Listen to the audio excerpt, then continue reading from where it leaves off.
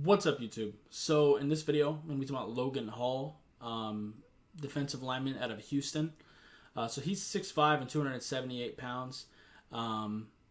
He has a pretty slow spin move that he likes to use, and he has some kind of success. But he does sometimes do it in the wrong moments, and he spins himself out of position, which is unfortunate. He doesn't really pass rush with much of a plan. He has a tendency of running down the middle of people. He does show flashes of having some pretty good hands, but they're not very consistent.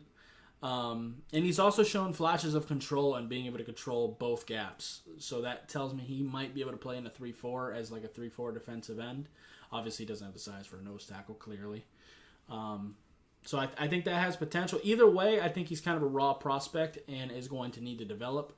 I see him mostly as a 3-4 defensive end or a 3-tech if you're a 4-3. I think he can do either one pretty decently. He has some pretty good bursts for a 3-tech. Houston tended to put him out there on the edge sometimes. I don't like doing that with him. I just don't think he has the athleticism out there to do it. But if you put him in B gap, his athleticism's fine. Just because it's a shorter distance to go to the quarterback as you're inside.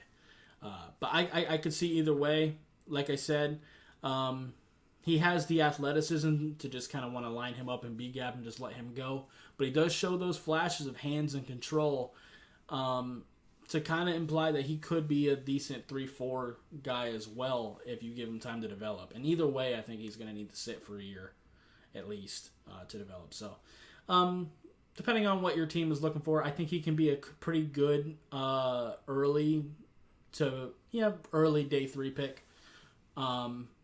Developmental prospect for sure. I could see him going like in the 5th round maybe, but probably more so like mid to late 4th if I had to guess.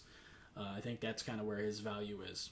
But anyway, that's going to do it for this video. If you liked it, I appreciate you hitting that like button. If you have any questions or comments in the comments down below. Subscribe if you haven't already, and I'll see you next time. Bye.